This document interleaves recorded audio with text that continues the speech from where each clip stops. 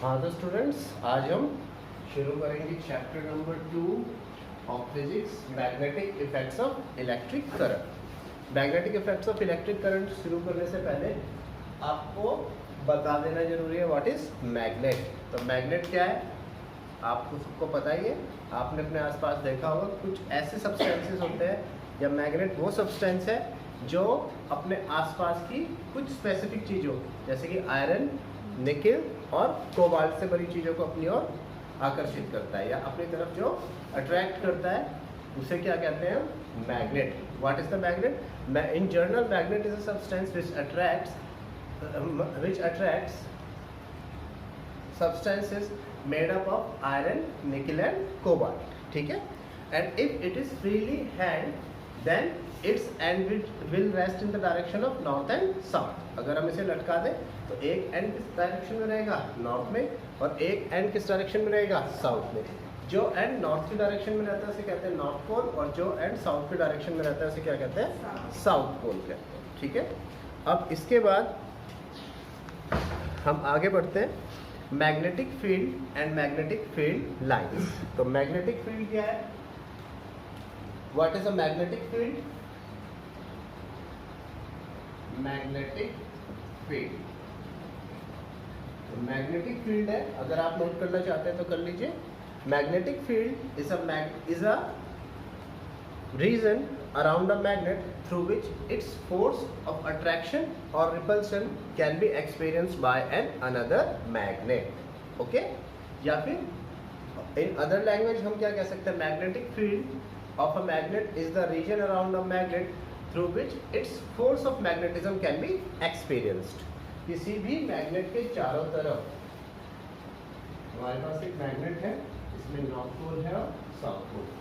इस मैग्नेट के चारों तरफ का वो रीजन,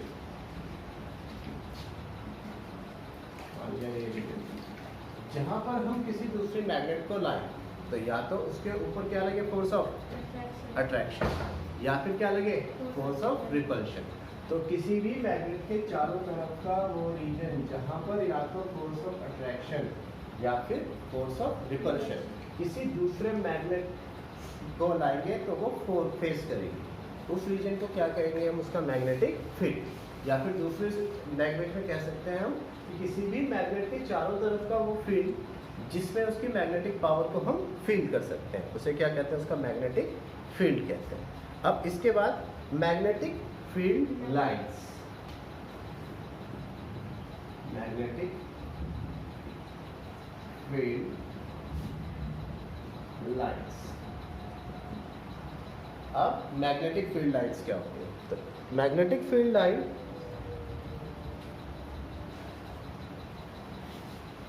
देखिए, मैग्नेटिक फील्ड लाइंस क्या होंगी? Magnetic field lines is represented by a series of lines.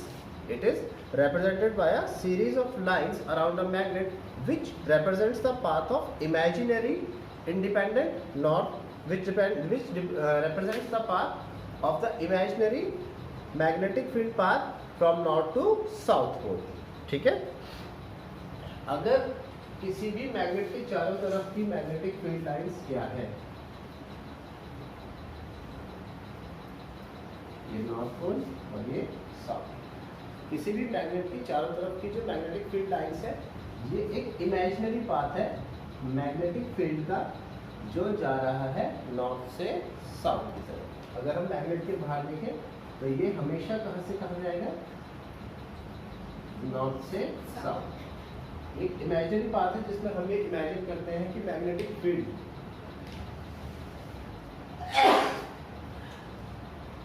हमें इमेजिन करते हैं कि मैग्नेटिक फील्ड कहां से कहां जा रहा है? फ्रॉम नॉर्थ टू साउथ, ऐसे ट्रैवल कर रहा है। तो उस इमेजिनरी पाथ को हम क्या कहते हैं? Magnetic field lines. ठीक है? अब इसके बाद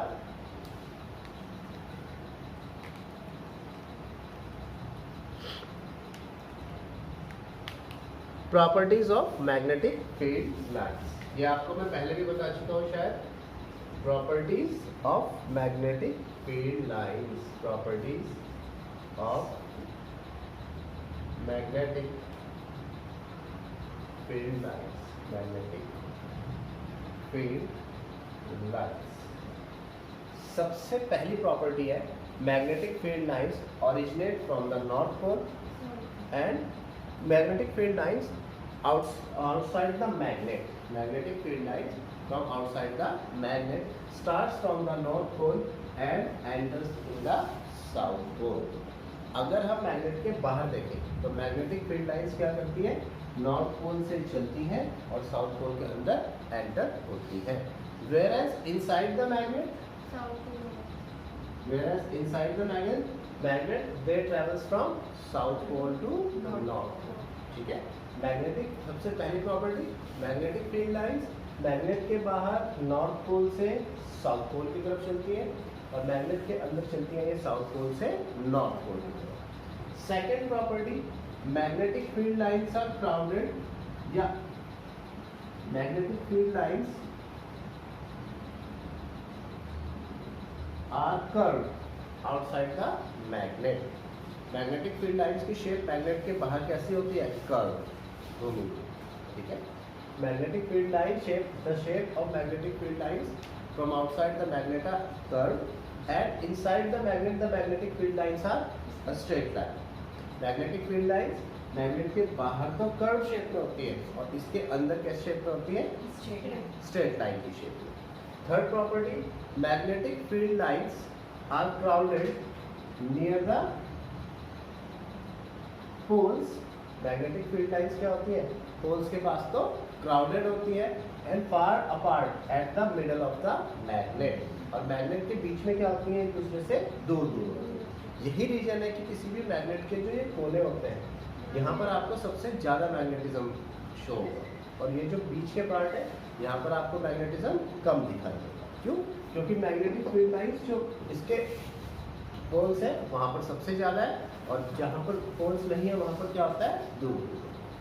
अब any tangent at any point on the magnetic field lines. Tangent क्या है, वो लाइन जो सिर्फ टच करती हुई है.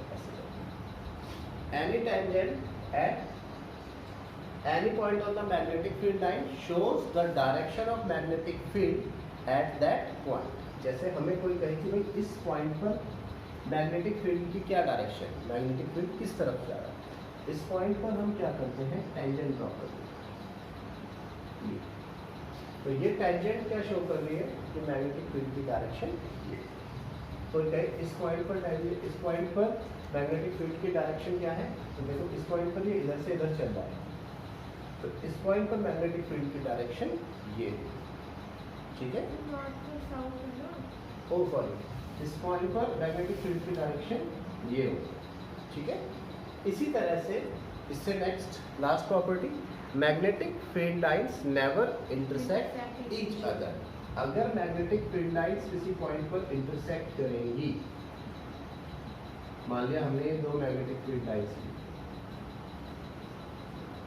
और ये हमारा पॉइंट है जहाँ पर दोनों क्या कर रही है, इंटरसेक्ट. तो देखो अगर एक ही पॉइंट पर इंटरसेक्ट करेंगी तो एक ही पॉइंट पर उसकी क्या डायरेक्शन आ जाएंगी, दो डायरेक्शन आ जाएंगी. जबकि किसी भी पार्टिकल के एक ही पॉइंट पर दो डायरेक्शन नहीं हो सकती है ना. तो इस वजह से magnetic field lines never intersect at any point. ठीक है. अब इसके बाद नेक्स्ट हमारे पास है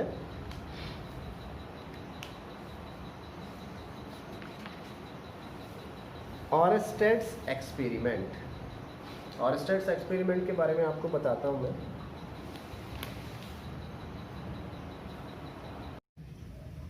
हाँ तो बच्चों, इसके बाद हम बात करते हैं मैग्नेटिज्म पर बेसिक शुरुआत के जो एक्सपेरिमेंट हुए वो जेम्स हेनरी ऑरस्टेड नाम के साइंटिस्ट ने.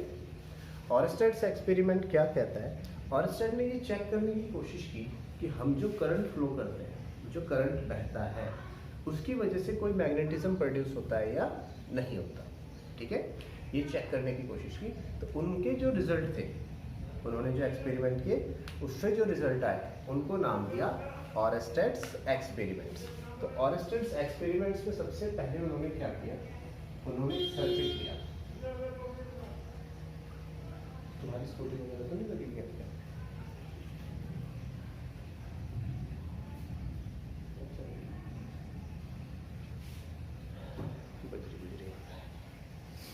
उन्होंने क्या किया, एक सर्किट लिया, इस सर्किट में एक बैटरी है, की है, एक एम्पियर, ठीक है। तो इसमें इन्होंने क्या किया, करंट फ्लो किया। जब इन्होंने करंट फ्लो किया, चारों तरफ अब हमारे सर्किट में करंट है। अब उन्होंने चेक करना है कि इस करंट की वजह से मैग्नेटिज्म प्रोड्यूस हो रहा है या नहीं हो रहा है। फॉर दिस पर्पस वो एक मैग्नेटिक नीडल को इसके पास लाए। देखो मैग्नेटिक नीडल क्या होती है, छोटा सा ये मैग्नेट ही होता है जो हमेशा किस तरफ शो करता है, किस तरफ शो करता है, नॉर्थ पोल और साउथ पोल की तरफ। सबसे पहले इस मैग्नेटिक नीडल या मैग्नेटिक कंपास को उन्होंने काफी दूर रखा। जब मैग्नेटिक नीडल या कंपास काफी दूर थी तो उसमें कोई भी डिफ्लेक्शन शो नहीं हुआ, मतलब नॉर्मली वो नॉर्थ और साउथ पोल की तरफ ही अलाइन रहे। लेकिन जब धीरे धीरे करके इस मैग्नेटिक कंपास को या मैग्नेटिक नीडल को वो इसके पास लाए, हमारे सर्किट के पास लाए, और उन्होंने सर्किट में करंट को फ्लो कर दिया। उन्होंने सर्किट में करंट फ्लो किया तो उन्होंने देखा कि जो मैग्नेटिक नीडल है ये भी क्या हो गई, नॉर्थ और साउथ पोल से डिविएट होगी। तो जब इससे उन्होंने क्या रिजल्ट निकाला, देखो जब कोई भी मैग्नेटिक फील्ड नहीं था तो वो किस तरफ आई, किस तरफ थी, नॉर्थ या साउथ पोल की तरफ। अब उन्होंने अपने सर्किट में करंट का फ्लो किया। जब जैसे ही सर्किट में करंट का फ्लो किया तो मैग्नेटिक नीडल जो है अपनी नॉर्थ और साउथ पोल पोजीशन से डिविएट हो गई, थोड़ा सा हिल गई। तो ऐसा क्यों हुआ, देखो इसका सीधा सा मतलब है कि करंट को फ्लो करने से चारों तरफ एक मैग्नेटिक फील्ड पैदा हुआ, और जब इस मैग्नेटिक फील्ड में ये मैग्नेटिक कंपास आया, क्योंकि ये भी मैग्नेट का बना हुआ है, तो या तो इसमें फोर्स ऑफ अट्रैक्शन आ गई या फिर फोर्स ऑफ रिपल्शन आ गई, उसकी वजह से अपनी पुरानी पोजीशन से डिविएट हो गया। बात समझ में आई। इसी एक्सपेरिमेंट को उन्होंने और फर्दर किया। उन्होंने देखा कि जब हम करंट का अमाउंट बढ़ा देते हैं, जब हम करंट का अमाउंट बढ़ा देते हैं तो डेविएशन भी ज़्यादा हो जाती है। जब हम करंट का अमाउंट कम कर देते हैं तो उसका मतलब डेविएशन भी कम हो जाती है। इसका मतलब जितना ज़्यादा हम करंट फ्लो करेंगे उतना ज़्यादा मैग्नेटिक फील्ड पैदा होगा, जितना कम हम करंट फ्लो करेंगे उतना कम मैग्नेटिक फील्ड पैदा होगा। दूसरी बात उन्होंने देखी, जब हम करंट की डायरेक्शन चेंज कर देते हैं, करंट की डायरेक्शन कैसे चेंज कर देंगे, पॉजिटिव और नेगेटिव वाले अलग अलग पोर्शन में वो कर देंगे। जैसे ही हमने पॉजिटिव और नेगेटिव के तार अलग अलग लगा दिए, ठीक है, जैसे ही हमने करंट की डायरेक्शन चेंज की तो हमारी जो कंपास नीडल थी उसका डिफ्लेक्शन भी चेंज हो गया। बात समझ में आई, उसका डिफ्लेक्शन भी क्या हो गया, चेंज हो गया।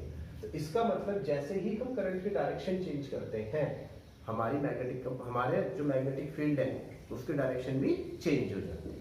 तो जेम्स हेनरी एक्सपेरिमेंट थे, जेम्स हेनरी ऑरस्टेड के जो एक्सपेरिमेंट थे वो क्या था, सबसे पहले उन्होंने ये पता लगाने की कोशिश की कि इलेक्ट्रिक करंट के थ्रू मैग्नेटिज्म पैदा हो सकता है या नहीं हो सकता है, या इलेक्ट्रिक करंट का मैग्नेटिज्म के साथ में कोई रिलेशनशिप है या नहीं है।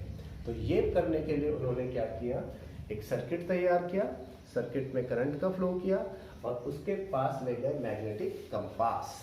जब उसके पास वो मैग्नेटिक कंपास ले गए तो मैग्नेटिक कंपास अपनी नॉर्थ और साउथ पोजीशन से क्या हो गया, थोड़ा सा डिफ्लेक्ट हो गया। और जब मैग्नेटिक कंपास अपनी पोजीशन से डिफ्लेक्ट हुआ तो इससे उन्होंने क्या नतीजा निकाला, इससे क्या रिजल्ट निकला कि कहीं ना कहीं इलेक्ट्रिक करंट के फ्लो होने से चारों तरफ कोई मैग्नेटिक फील्ड पैदा हुआ है। उस मैग्नेटिक फील्ड के पैदा होने से जो हमारा नॉर्थ और साउथ पोजीशन में मैग्नेटिक नीडल थी उस पर या तो फोर्स ऑफ अट्रैक्शन लगा या फोर्स ऑफ रिपल्शन लगा और वो अपनी पोजीशन से चेंज हो गया। आगे फर्दर मूव करने के लिए उन्होंने क्या किया, उन्होंने देखा कि जब हम करंट को बढ़ा देते हैं तो डिफ्लेक्शन भी बढ़ जाता है, जब हम करंट को कम कर देते हैं डिफ्लेक्शन भी कम हो जाता है। ठीक है, अगर हम करंट की डायरेक्शन को चेंज कर देते हैं तो डिफ्लेक्शन की डायरेक्शन भी चेंज हो जाती है। यानी अगर हम करंट की डायरेक्शन को चेंज कर दें तो मैग्नेटिक फील्ड की डायरेक्शन भी चेंज हो जाएगी। ठीक है, अब इसके बाद और भी एक्सपेरिमेंट किए उन्होंने। ये तो नॉर्मल एक्सपेरिमेंट किए, नॉर्मल एक्सपेरिमेंट से हमें पता चला कि करंट इलेक्ट्रिसिटी से करंट को, मैग्नेटिज्म को जनरेट किया जा सकता है। उसके बाद साइंटिस्ट ने कुछ और भी एक्सपेरिमेंट किए, ठीक है। उन एक्सपेरिमेंट के क्या रिजल्ट रहे वो देखो जरा। उससे अगला जो एक्सपेरिमेंट किया वो किया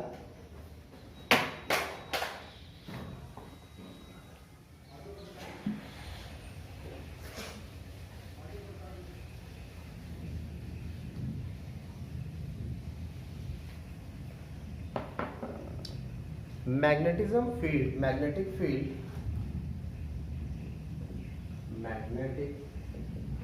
फील्ड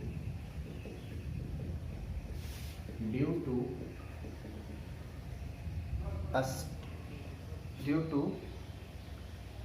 a current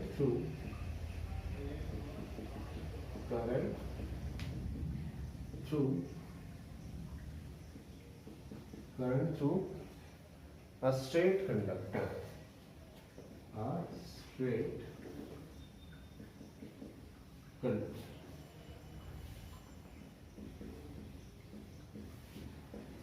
अब जब हमें ये पता चल गया कि करंट को बहाने से या करंट का फ्लो होने से मैग्नेटिज्म पैदा हो जाता है, तो साइंटिस्ट के मन में आया कि अब अलग अलग चीज़ों पे पता करते हैं कि अलग अलग चीज़ों से किस किस तरह का मैग्नेटिक फील्ड प्रोड्यूस होता है। तो सबसे पहले उन्होंने एक स्ट्रेट कंडक्टर लिया। स्ट्रेट कंडक्टर मतलब एक स्ट्रेट वायर, और उन्होंने ये चेक करना चाहा कि एक स्ट्रेट वायर से किस टाइप का मैग्नेटिक फील्ड पैदा होता है, ठीक है। इसके लिए उन्होंने एक स्ट्रेट वायर लिया, अगेन इसे एक सर्किट में ऐड किया,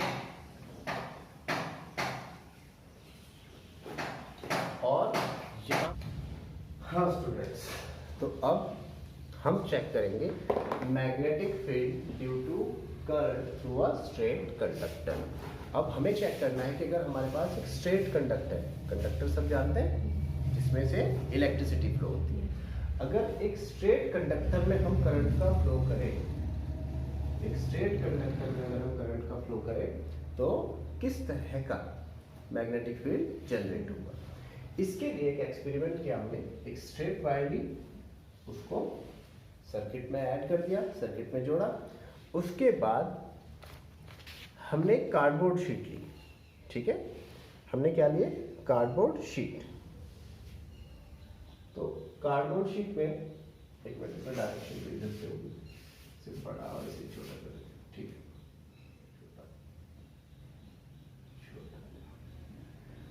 हमारे पास एक स्ट्रेट करंट कैरिंग कंडक्टर है AB, ठीक है। इसमें से करंट फ्लो हो रहा है। अब जब एक स्ट्रेट करंट कैरिंग, इसमें से मैंने चलाया भी से, तो हमारे, हाँ तो देखिए स्टूडेंट्स, हमारे पास एक स्ट्रेट करंट कैरिंग कंडक्टर है AB। इसमें से इसे हमने सर्किट में ऐड किया, और हम ये चेक करना चाह रहे हैं कि स्ट्रेट करंट कैरिंग कंडक्टर से किस तरह का मैग्नेटिक फील्ड प्रोड्यूस होगा। तो उसके लिए हमने एक स्ट्रेट करंट कैरिंग कंडक्टर लिया, साथ में कार्डबोर्ड का पीस लिया। जैसे मान लीजिए हमारी एक कॉपी है, ठीक है, इस तरह का कार्डबोर्ड का पीस लिया, बीच में से एक होल कर दिया, यहाँ पर ऐसे बीच में से होल कर दिया, और जो हमारा स्ट्रेट करंट कैरिंग कंडक्टर है उसका वायर इस होल से निकाल दिया, ठीक है। और इसके ऊपर आयरन फिलिंग्स लोहे का बुरादा होता है, जब स्कूल खुलेगा तो लैब में दिखाएंगे, उसको हमने इसके ऊपर छिड़क दिया अच्छे से, ठीक है। और वायर इसके बीच में से जा रहा है। जैसे ही हमने स्विच ऑन किया, जैसे ही हमारा स्विच था, जैसे ही हमने इसे ऑन किया, तो हमारे सर्किट में से करंट का फ्लो होना शुरू हुआ। तो इसके अंदर से जो वायर जा रही थी उससे भी करंट का फ्लो होना शुरू हो गया। तो अगर हम इसे धीरे धीरे टैप करते हैं, ऐसे टैप करेंगे, तो सारी की सारी जो आयरन फाइलिंग्स हैं वो सब की सब कॉन्सेंट्रिक सर्कल्स की फॉर्म में अरेंज हो गई। किस फॉर्म में अरेंज हो गई? कॉन्सेंट्रिक सर्कल्स की फॉर्म में अरेंज हो गई, मतलब ऐसे ऐसे ऐसे, इस टाइप से कॉन्सेंट्रिक सर्कल्स की फॉर्म में अरेंज हो गई।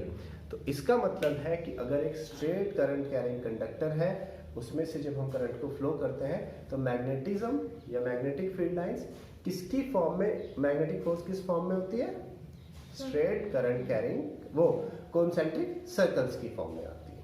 ठीक है, अब इसके बाद क्या क्या फैक्टर्स डिपेंड करते हैं, फैक्टर्स, एक minute,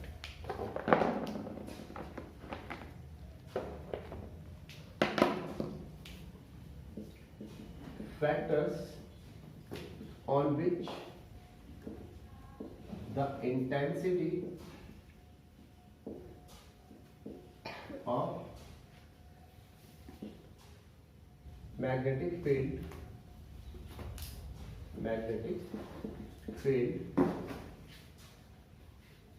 depends on a straight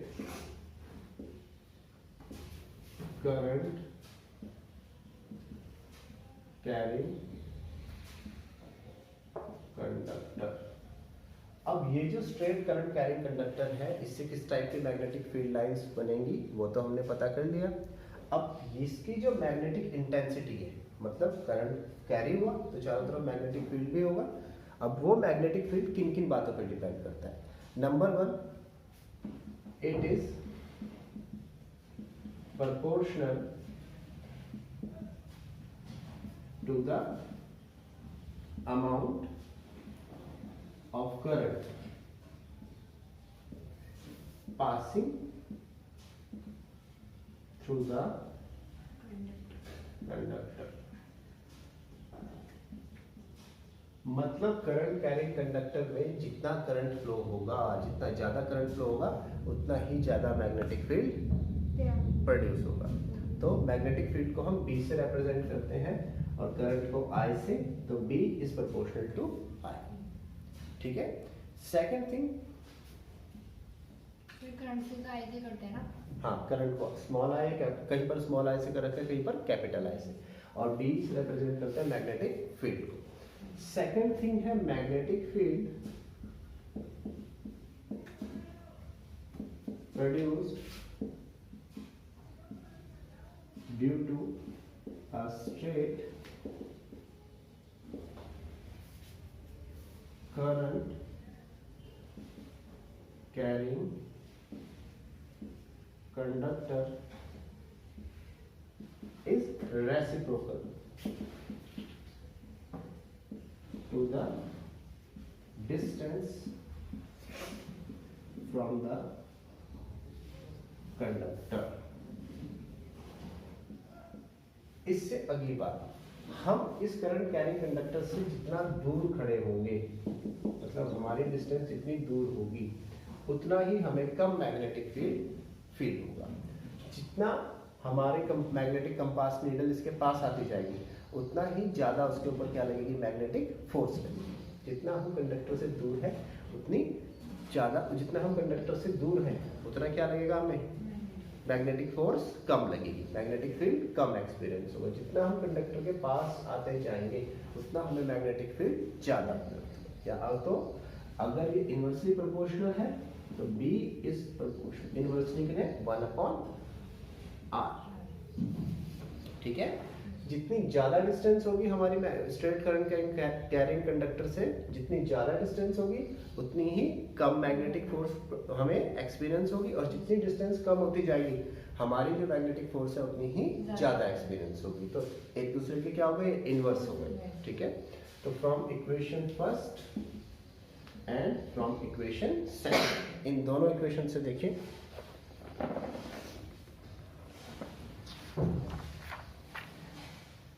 so from equation first and equation second, इन दोनों से B is proportional to, ऊपर आएगा I और नीचे आएगा R।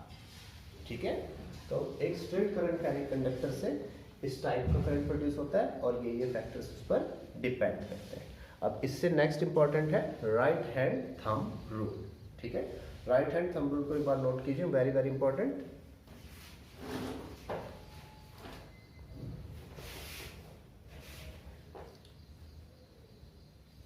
हेडिंग लिखिए, right hand thumb rule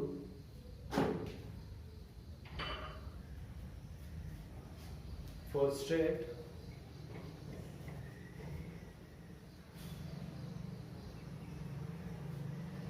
right hand thumb rule for straight current carrying conductor.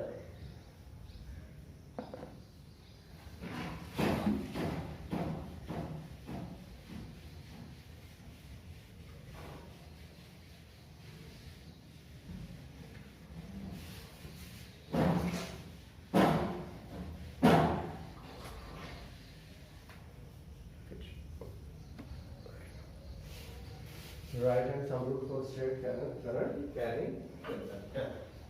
तो देखिए राइट हैंड रूल हमें क्या कहता है। राइट हैंड रूल हमें ये कहता है कि अगर हम किसी स्ट्रेट करंट कैरिंग कंडक्टर को अपने हाथ में पकड़ लें, अपने हाथ में पकड़ लिया, मान लिया ये दोनों मार्कर वो स्ट्रेट करंट कैरिंग कंडक्टर है जो हमने हाथ में पकड़ा है, और हमारा ये जो थंब है अंगूठा ये करंट के डायरेक्शन को शो कर रहा है, तो कर्लिंग ऑफ आवर फिंगर यानी ये जो मेरे हाथ मुड़े हुए हैं ये किसके डायरेक्शन को शो करेंगे?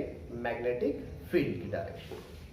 देखो अगर हमने करंट कैरिंग कंडक्टर को ये पकड़ा, ऐसे पकड़ा हुआ है, और थंब किस डायरेक्शन को शो कर रहा है? करंट को, तो करंट ऊपर जा रहा है तो मैग्नेटिक फील्ड की डायरेक्शन क्या होगी? ये।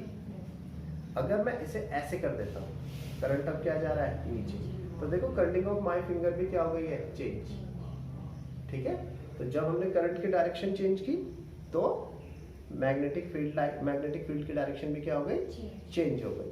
तो लिखो according to right hand thumb rule, according to right hand thumb rule,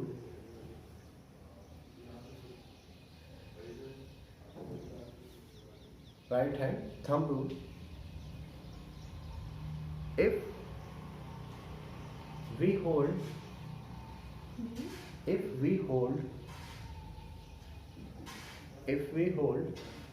a current carrying conductor, if we hold a current carrying conductor in our hand, in our right hand such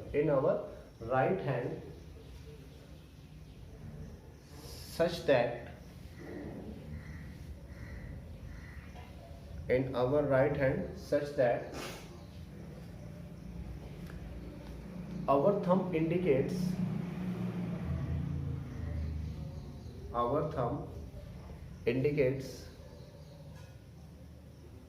the direction of current,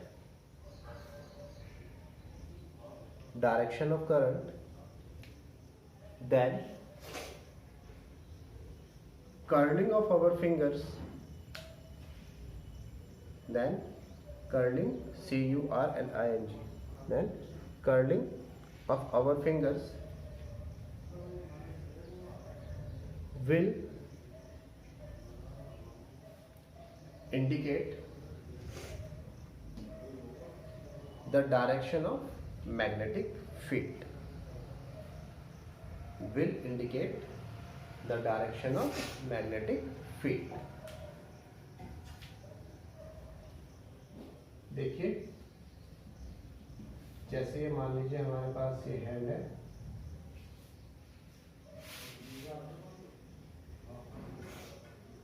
बहुत मोटी मोटी उंगलियां बन गई, ठीक है। हमने अपने हाथ में एक करंट कैरिंग कंडक्टर को पकड़ रखा है, मान लो ये नाखून है, इन पे नेल पॉलिश की है, हमने एक करंट कैरिंग कंडक्टर को ये पकड़ रखा है, ठीक है। और हमारा थंब किस डायरेक्शन में है? Direction of current. ये किस डायरेक्शन में है? Direction of current. तो ये जो हमारी उंगलियों की कर्लिंग्स हैं किस तरफ मुड़ी हुई है? ऐसे। तो ये किसकी डायरेक्शन को शो करेंगी?